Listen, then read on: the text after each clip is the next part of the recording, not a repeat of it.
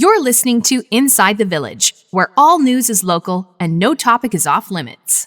So help me, Bob, it's bully in the alley. Hey, bully in the alley. So help me. Welcome back for another episode of Inside the Village across the Village Media Network, wherever you get your favorite podcasts as well. I'm Scott Sexsmith alongside Michael Friscolanti, isn't it? That's right. Editor-in-Chief. It's been a while. It's crazy how long it's been. I know what it's been. It's been the same amount of time it's taken to start the Stanley Cup play at the finals. Yes, we'll get to that in a sec. I think it's week 3. Derek Turner is in the room as well, executive producer. Just to be clear, this isn't, we've been busy, right? Yes. Other things to do. It's not like we just get these big fat paychecks to come down here once a week and do ITV. I know. There's other stuff that we're doing. And we weren't holding out for more. That's why people probably thought that there was some kind of contract yes. dispute. To be clear, there is no contract dispute. Our agents and management are not in negotiations. Yeah. There really is no negotiation. That's true. It's here's the gig and here's what we're going to pay you. Yeah, we do this. We love this show. It's a lot of fun. Yes. And but it's on top of 1,000 other things going on, and sometimes the news takes over or other things are going on, and it's. It may seem that this is all we do and that we focus all day talking about what the show is going to be, but it's not. So I'm glad we squeeze it in most weeks, but the last couple of weeks have been nuts. Now, I will say this, and I will go on record saying this. You're right. There's 1,000 other things. But of those 1,000 other things, this is still my favorite. It is pretty fun. It is pretty fun. It's our 2-hour little dose of escapism. Yes, especially because it's in the basement of the office. Yeah. So it really feels like you've escaped or you've been locked up, one or the other. But okay, the last time we were here signing off, you issued a challenge to viewers to see who actually got to the end of the program because you were convinced that nobody does. Nobody did. And we did get a couple emails from people. A friend of mine reached out and said that she watched all the end. Of course she did. But we did get of course. We did get an email from a lovely lady named Bonnie Smith who lives in Springwater just outside of Barrie. And the subject line was Inside the Village, and she wrote, Scott and Michael, of course I watched to the end. This is the best and most entertaining part of each week. Which was just, made me feel great. And you reached out to her and asked where she was from, and it was funny. Yeah, that's great. And Bonnie, the check's in the mail. Yeah. Thanks for doing that. Okay, you've been busy. You mentioned the Stanley Cup. We're going to talk about that in a sec. But you had a bit of a meeting of the minds, so to speak. Yeah, we just got back from Barrie. Yes, actually. See, one of the 1,000 things that you do. I know, we did. We have. Aurora today is 25th local news website we have at Village Media. We just launched it a couple weeks ago. So we have a lot of editors who work in lots of different great communities in our province, and we don't always all get to see each other. The head office is in Sault Ste. Marie, which is obviously far away from a lot of our communities. We talk all the time. We meet all the time in this great technological world we live in of Google Meet. But we haven't actually all been together in the same room face-to-face in more than 2 years. Right. So we organized this off-site meeting, which was, I got to give a lot of credit to my partner, Mike Purvis, who was kind of like a mini wedding planner putting it all together. He's booking lunches. He's been called a lot worse. Yeah, lunches, dinners, hotel rooms for everybody. But we chose Barrie because it was kind of close enough for everybody to get to. And we were down there Monday. We had a lovely dinner with everybody, caught up with everybody. There's 8 or 9 new faces that we've not met in person since the last time we got together. So we got to meet them in person. Everyone else got to get to know their colleagues. Just had a great time hanging out. And then we kind of hit the ground running on Tuesday morning. Many hours of just sitting together and brainstorming, talking through some things. And it was pretty inspiring, I have to say. Like, it's great to get together and talk journalism with people who are very talented at what they do, and just to kind of hear different perspectives of, like, the way one community, the culture in one community versus the culture in another community, how they consume their news, what kind of news they look to our sites for. And it was just it's not a one-size-fits-all. It's not at all, right? And so there's kind of there's subtle differences, right? But as one person pointed out, what happens, the way Sioux Today, for example, might run their website, or the kind of news we cover might be different than, say, Collingwood, Ontario. And, there might be some truth to that, but there's also some universal truths of the way we do local journalism that are true across the chain. So we talked a lot about, how we've gotten to this point, because we've grown like crazy. Mm-hmm. And honestly, Scott, I don't toot our own horn a lot, but we have become the go-to local news sources in our communities. We're the place people turn to for trusted, accurate information. about the things that are happening, especially when something big suddenly is happening. And so there's a lot of responsibility that goes with that. So we were talking about how we can make that bond even closer, how we can serve our communities better, how we can be even more engaging, how we can improve engagement, get more and more people reading our sites. And the way we do that, of course, is just through better journalism. So, I talked about how, for me, we've talked about this, I always feel like I'm learning as a journalist. I've been in this a long time, but I'm certainly don't know it all, and we're learning every day. I know I am. I've learned a lot from this group in particular. And so it's kind of a challenge for us over the next year to say, how can we serve our communities better? Because the game is changing. Journalism is changing. We've watched a lot of our competitors basically go away. Yeah. Right? And it's been a difficult time. Some of these people are close friends and people we've worked with or competed against for a long time. And so we're still standing. We're going strong, and we feel like we have the model that's going to win and go forward and do and continue to do great work. So those are the kind of conversations we're having, and it's really enjoyable. And is that the biggest challenge today in local journalism, that constant reinvention to remain relevant? Yeah, and I don't know if you're right, reinvention to a certain extent, but it's really, to me, it's like just tweaking, right? It's like journalism's journalism, right? We want to be able to deliver facts to people. We want to be able to be great storytellers in our communities. That kind of like that, the photo album idea, right? Like that we're the place that kind of is the paper of record for all those things. But we definitely are changing in the sense that we live in this digital world now. We're a digital first company. Things have just drastically changed in the time I've been in journalism, who started working at a newspaper, right? So it's not where we blow everything up and kind of start over. It's how do we take this great thing we've built and just keep shining it up, right? And just keep making that engine run even better than it already is. One of the markets where we have a site, of course, Newmarket Today, run by Deb Kelly, and also the home of the greatest hockey player playing in the Stanley Cup Finals and probably in the entire NHL. Yeah, that's right. So I know Connor McDavid's from Newmarket. Yes. I knew he was from York Region, but I didn't know until today he was actually from Newmarket. And speaking of Deb and her team, they've launched Aurora Today in the last couple weeks since we've been on. We've been leading up to and talking about it. And Deb's one of the people that I got to see and spend time with this week, and she's just such a super passionate journalist, a super passionate local journalist who loves community journalism, cares deeply about the role we play in the communities we live in. And she's just so excited that the response that people have had to Aurora Today. It's our second our second site now in York Region. And she's just super pumped about the kind of work we're going to do there and the impact it's going to have.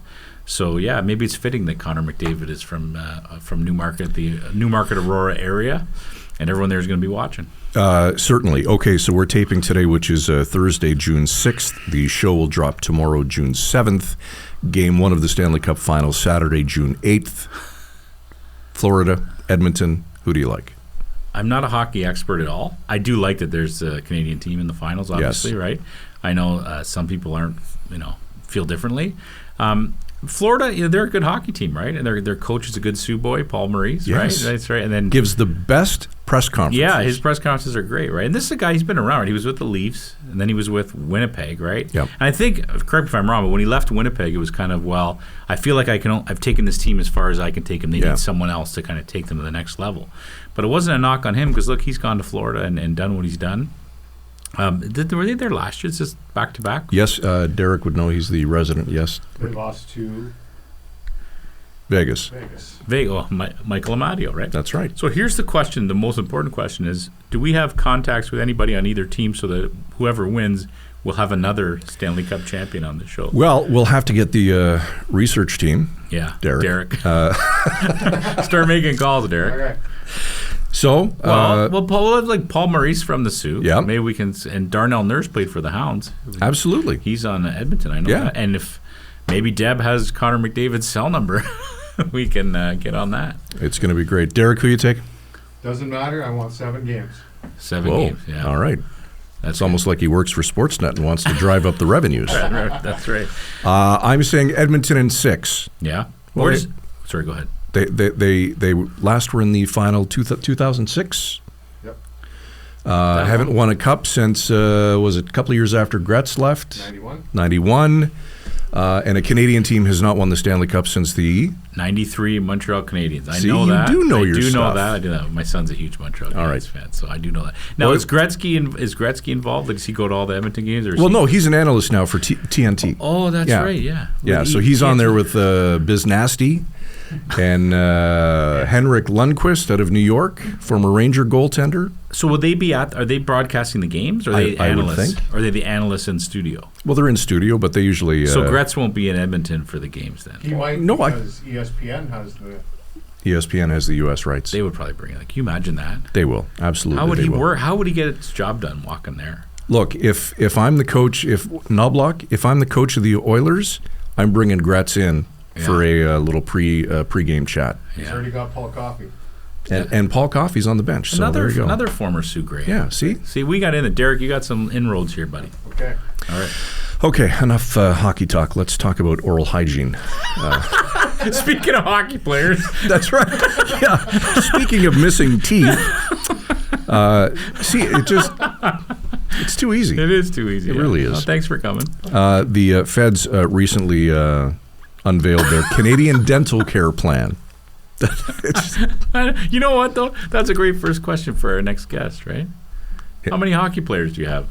Right? All right, you can ask it.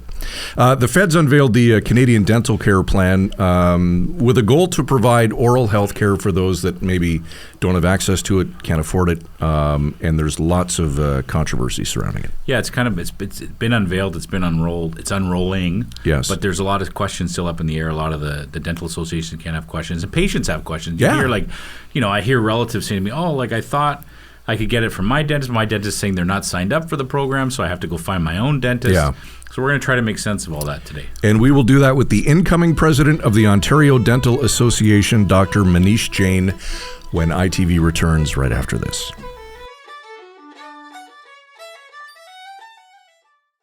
Reporters, editors, and journalists who go the extra mile to get the story and get it right. Go behind the scenes with those who cover the stories that matter most to you and your community. Look for it in the Village Features section of your favorite Village Media website across Ontario. I was drowning in debt, feeling hopeless. Then Ontario-wide Financial turned my life around. Ontario-wide cleaned up my credit and gave me the help I needed. Now I'm starting fresh. Don't wait. Your fresh start is just a call away.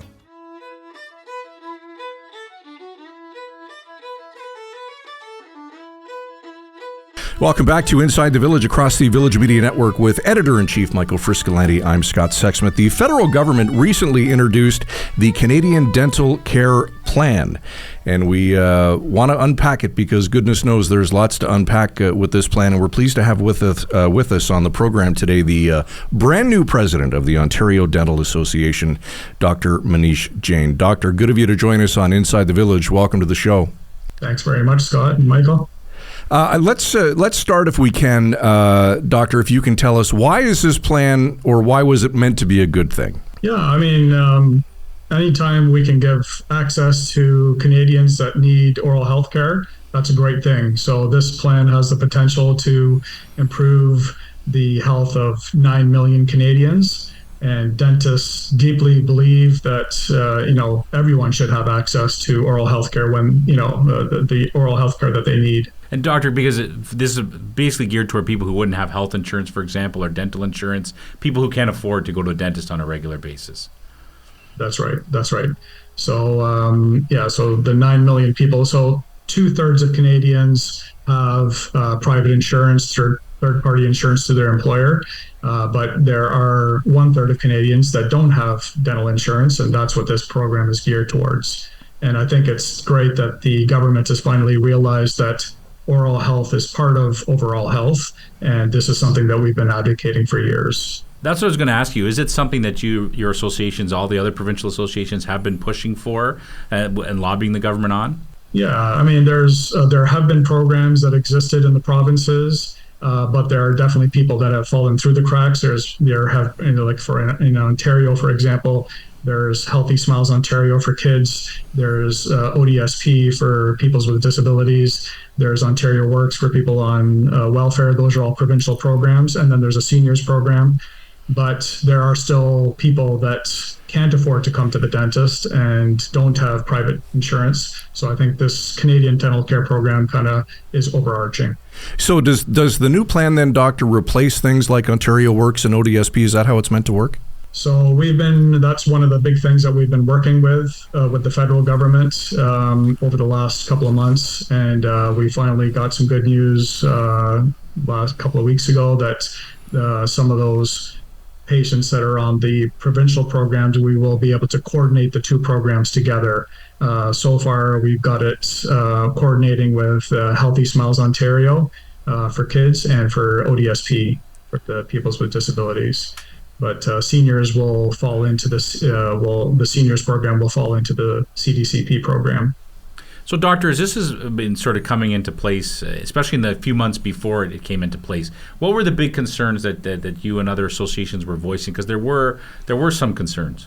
Yeah. I mean, so just to set the record straight, from the start, dentists have wanted this to be a successful program. Mm-hmm. We know how important this is to so many Canadians. We have worked really hard with Health Canada to create a program that is going to be truly, it's going to serve the people that deserve it, right? And you want this to be a sustainable program for patients, for dentists, and also for taxpayers.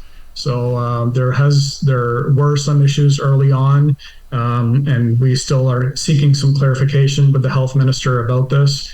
But things like, they were expecting dentists to sign a contract, and the contract was the Health Canada and Sun Life. Sun Life is the insurance company that's going to be administering the CDCP. It said in the contract that they can make unilateral changes to the contract. Well, who in their right mind is going to want to sign something like that? Yes, exactly. Right? So, the idea was wonderful, but I think the whole program was born out of politics. Mm-hmm. It was not born out of policy, right? Mm-hmm. So I mean, the NDP came to the Liberals, and there's the confidence and supply agreement. So obviously, normally a program like this takes years to develop, and they kind of got things mm-hmm. underway in 10 months, and the dental associations were kind of late to come to the table. Yes. Not that we were asking to, but the government didn't bring us in until closer to the end. Mm-hmm. And so I think, history's history. Let's move on and let's try to make this program better. But we are working very hard with government, and we just want to continue that dialogue with the minister and make sure that we can get these issues ironed out. The contract was one issue. The other issue was, on-site verification. So currently, as a dentist practicing in Ontario, there's patient privacy. You're dealing with health records, mm-hmm. medical records. So not even the police can come into my office and ask for patient records, unless they have a warrant, right? Yes, a properly executed warrant. But in the contract, they said that Sun Life and Health Canada can access all patient records, for verification processes. Well, we need to make sure that marries with our provincial regulation, yes. right? So simple things like that. I don't think it was kind of thought out. So those are some of the issues that we're bringing out to Health Canada. It never ceases to amaze me when governments bring in a brand new program and wait till the 11th hour to ask the people who know the most about the issue to come and give their thoughts. I mean, I know you're smiling, Doctor, but I just feel like this, and of course you're smiling, you're a dentist, but this happens all the time. I guess you guys weren't very surprised. Yeah, I mean, we're only president for a year, so I've been doing this, as president-elect, I was heavily involved, but it's opened my eyes to the way government works, right? It's 100% true. There's an expression, I think, that involves a cart and a horse. Yes, exactly. Yeah. But you're right. I mean, it's I guess sometimes this is the way things come about. So even though it's something that the associations had wanted for a long time, it happened very quickly, which is not super ideal. And it does leave, we hear the questions from the average person, right, Doctor? Like you'll hear about an elderly person will ask, well, my dentist didn't sign up for this, so now they're saying I might have to move dentists. So how many dentists actually signed up for this plan? Yeah, so currently, I mean, this is stats probably from last week or the week before, but there's probably about 10,000 oral healthcare providers that are participating. Now, when we say oral healthcare providers, that's dentists, denturists, independent dental hygienists. So, but if you just look at, there's 25,000 dentists in Canada, there's 4,000 denturists and independent dental. So there's, of the 30,000 potential, there's 10,000 that have signed up. So that's, about a third. So yes, and that also varies. You've got some provinces where, 70 to 80% of the dentists have not signed up. So, they're waiting. Because we need to see some improvements. And we've had some productive meetings with Minister Holland, but we did even get a letter from the Deputy Minister addressing some of the concerns that we've had, but we haven't seen changes made in the agreement yet. And, now it's almost a month since the program's been launched, and, we're still waiting to have those productive discussions. Doctor, you mentioned some of the confusion from the dentist perspective, contractual, and the other things that you brought up. From the patient perspective now, there's also, from what we understand, a fair number of misconceptions. Things like, does this mean that dental care is free to me? Do I get to choose who I see? Is the care easily accessible? Could you speak to some of those misconceptions? Sure, yeah, thanks for bringing that up. Messaging has been a huge issue that we've been dealing with. Right from the beginning, I wish that the government was just honest with Canadians and just say this is a subsidized plan. You're not alone in that. Sorry to laugh, Doctor. Sorry, I cut you off. Go ahead. No, that's okay. That's okay. Nothing in this world is free, right? Someone's going to pay for it. Taxpayers are paying for it, but it's a subsidized program. Even now, we still have some ministers going around, at town halls telling seniors to, give up their dental insurance because, the government of Canada is going to give them free dental care. That's not the case. And, unfortunately, now they've left it to dental offices and our front desk staff who are taking all these calls. And I'm a practicing dentist in Guelph. I've got a lot of senior patients. And they're asking, and we have to tell them the honest truth that it's not a free plan. There is a co-payment, plus there's a balance billing up to the customary fee guide that we use. So, and to be honest, most of my patients, the seniors, they understand it. They know they've worked hard their whole life, and they know that nothing is free. But if it's a bit of a subsidy, that's great. So I just wish the government was honest with them right from the beginning. Yeah, it's scary when politics gets so far deep into it, right? When you're not telling the truth to people who are looking for clear answers on an issue like this. Yeah. Doctor, let me ask you, have you opted into this plan, or are you providing it, and if not, why not? Yeah, I'm holding off until, right now the contract exists the way it did, even though we've had some productive conversations, and I'm optimistic that Health Canada and the Minister Holland is going to be listening to what we've discussed with him. But they did give us an alternate pathway as of July 8th. So if you don't want to sign the contract, they said July 8th, you can just do claim by claim.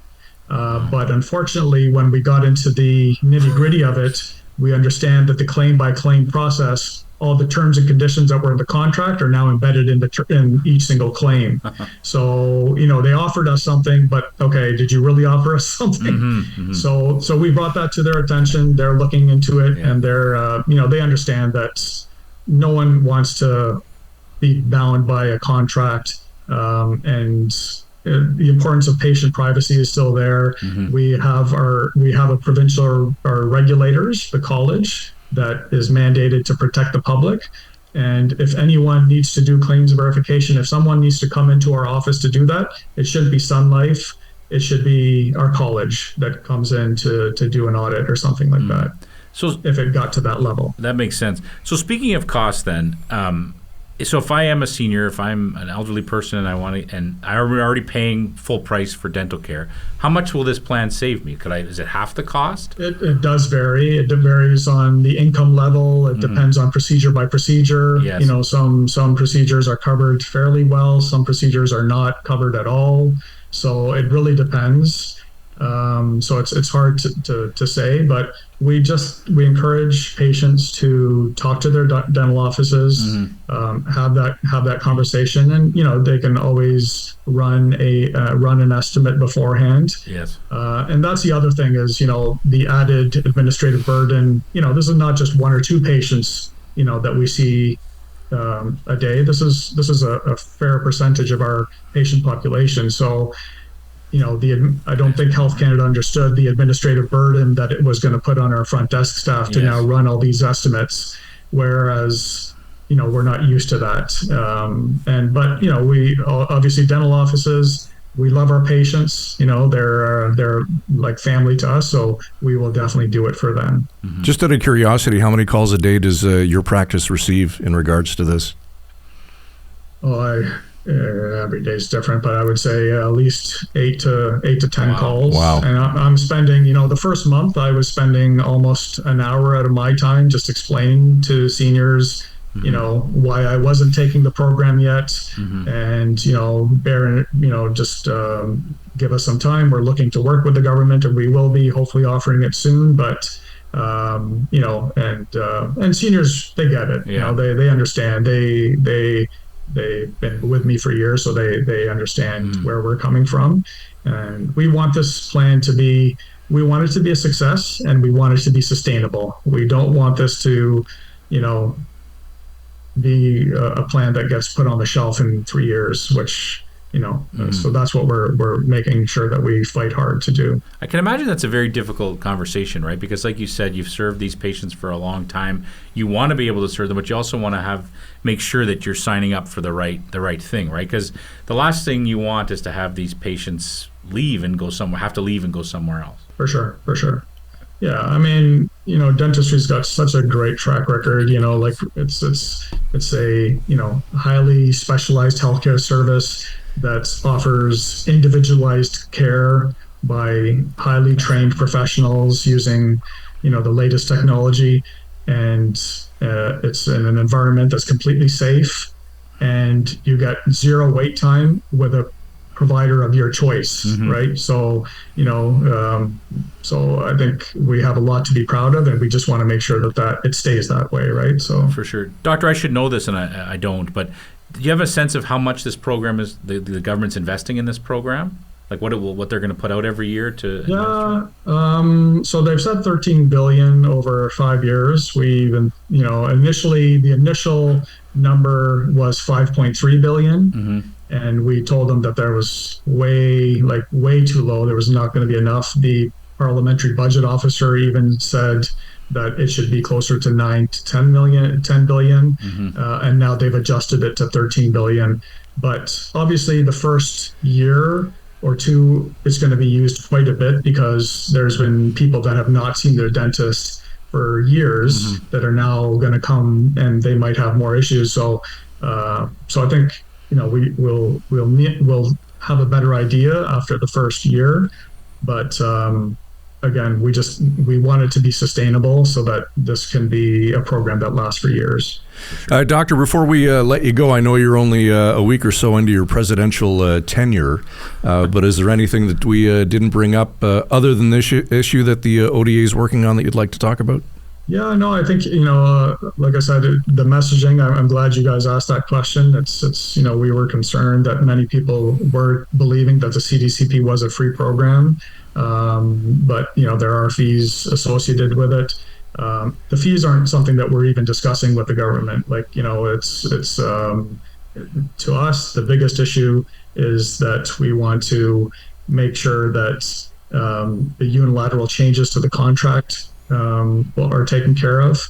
And, ultimately dentists across Ontario, across Canada want this program to work. We know how badly this is needed. And, 30% of Canadians that don't have coverage, and a quarter of Canadians, I think the stat was that a quarter of the Canadians don't go to the dentist because they can't afford it.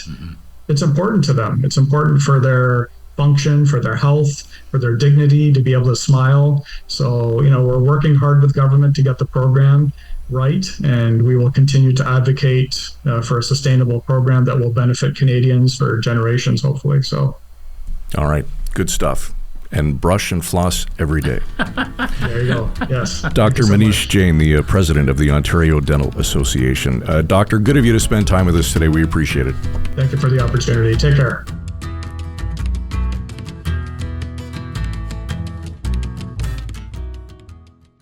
Last year, financial stress had me at my wit's end.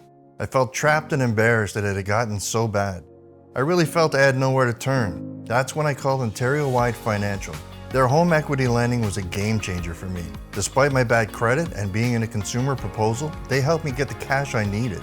Thanks to Ontario-wide Financial, I've started this year with hope, not stress. They gave me a fresh start, and they can do the same for you. Ontario-wide Financial, because everyone deserves a second chance. Reporters, editors, and journalists who go the extra mile to get the story and get it right. Go behind the scenes with those who cover the stories that matter most to you and your community. Look for it in the Village Features section of your favorite Village Media website across Ontario.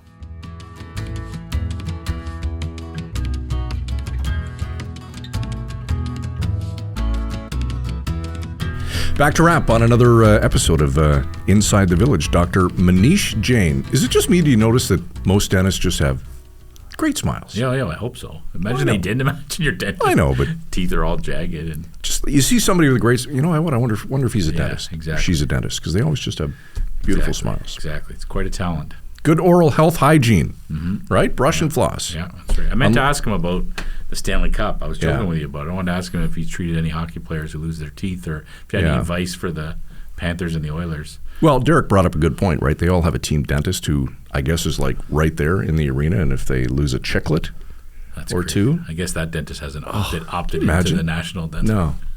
Can't imagine. Get the puck in the mouth. Yeah, but they love that. Say, okay, I'm ready. Let's go. Like he sits there most of the time doing nothing. Right? Who's the, does he do other patients while they're waiting to see if anyone gets hurt? I don't know. The Domi kid that plays for Toronto, Max. Did he lose a lot of teeth? Oh, his whole front. Nothing. Big space. Really? Loves it. The Bobby Clark special. Throwing haymakers. All right.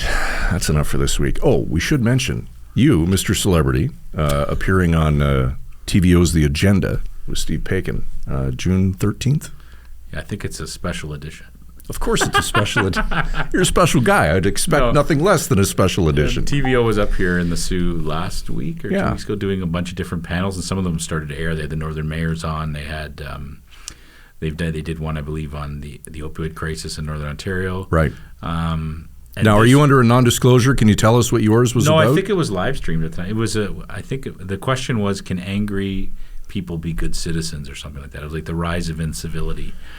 And 3 examples right here. That's right. And so it was an interesting conversation. I really enjoyed the panelists.